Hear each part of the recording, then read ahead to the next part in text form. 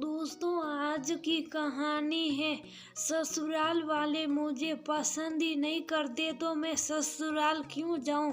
दोस्तों, कहानी शुरू करने से पहले अगर आपने चैनल को सब्सक्राइब नहीं किया हो तो कर लीजिए ताकि आपके पास पहुंच सके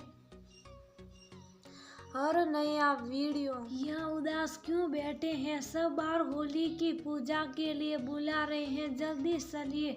आरोही ने ईशान को परेशान देखकर पूछा। कुछ नहीं आरोही, बस पिछले वर्षों की होली याद आ गई जब सब घर वाले मिलकर होली पूजने जाते थे। एक वो दिन है और एक ये दिन है जब सब अलग अलग हो गए, कितना याद आता सब। ईशान दुखी होते हुए बोला, लेकिन आपने तो हमेशा अपनी तरफ से सबसे बनाए रखने की पूरी कोशिश की, लेकिन उधर से ही हमेशा आपको और मुझे गलत कहा गया, यहाँ तक कि अलग होने में भी उन्होंने ही जोर दिया। फिर हम क्या करते? कब तक वहाँ रहकर अपनी बेइज्जती कराते? आरोही भी दुखी थी, लेकिन उसके मन में गुस्सा भी बहुत था। आरोही की ससुराल में संयुक्त परिवार था। ईशान घर का बड़ा बेटा। शुरू में सब सही था, लेकिन धीरे धीरे छोटे बेटे ने माँ बाप के मन में ईशान और आरोही के खिलाफ जहर घोलना शुरू कर दिया। भाभी भैया को सिखा देगी, भैया अपनी सैलरी में से कुछ नहीं देगा, हमेशा भाभी को लेकर घूमने चले जाते, छोटे भाई को नहीं ले जाते, भाभी हमसे मतलब नहीं रखना चाहती। ना जाने ऐसी ही कितनी बातें मयंक अपने मम्मी पापा से कहता। एक ही बात जब बार बार कही जाए तो सबको वह सही लगने लगती है।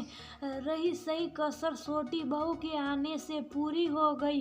अब सास ससुर बात बात में आरोही को ताने देते। ईशान ने बहुत समझाया कि उनके मन में गलत बातें बैठा दी गई है, लेकिन कोई नहीं समझा। नतीजा एक दिन ईशान और आरोही को घर छोड़ने के लिए कह दिया गया। जो अब तक अपने थे वह कब पराई हो गए पता ही ना लगा। एक परिवार टूटकर बिखर गया था। ईशान जो अपने घर वालों से बहुत प्यार करता था, उसके लिए एक आगाज से कम ना था। जिन्हें कितने रातें उसने जाग कर काटी थी। अलग होने के बाद होली का त्योहार आया। अकेले त्योहार मनाने की ईशान की सारी इच्छाएं ही खत्म हो गई थी। आरोही बोली, अगर आपका इतना ही मन हो रहा तो आप थोड़ी देर के लिए घर चले जाओ। आरोही के कहते ही जैसे ईशान का दिल खिल गया, वो अपने मम्मी पापा के पास चला गया। वहाँ जाकर ईशान के मम्मी पापा और मयंक ने उससे अच्छी तरह बात की। ईशान को बहुत अच्छा लगा। अगले दिन ईशान आरोही को भी अपने साथ ले गया, लेकिन आरोही को देखकर कोई खुश नहीं था, ना ही कोई उससे बात कर रहा था। आरोही को बुरा तो बहुत लग रहा था, लेकिन वह ईशान की खुशी के लिए चुप थी। अब तो आए दिन ईशान अपने घर जाता, कभी कभार आरोही को भी ले जाता, लेकिन आरोही के साथ सबका व्यवहार खराब ही रहा।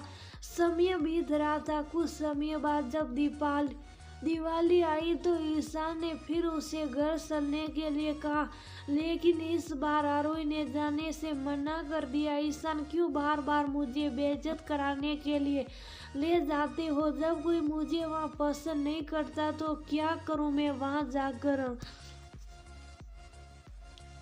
ईशान अकेला ही चला गया। उसे अकेला देख उसके मम्मी पापा उससे बोले, देख बेटा, हम सही कहते था ना कि बहू हमसे मतलब नहीं रखना चाहती, वह हमसे अलग रहना चाहती है।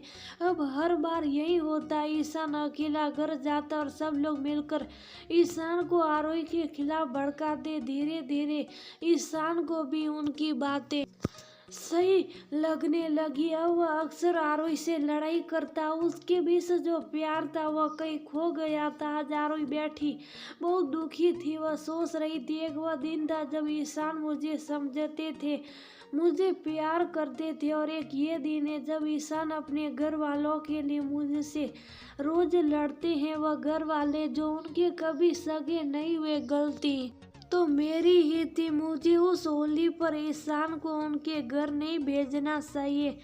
मैंने अपने पैरों पर खुद ही कुल्हाड़ी मार ली।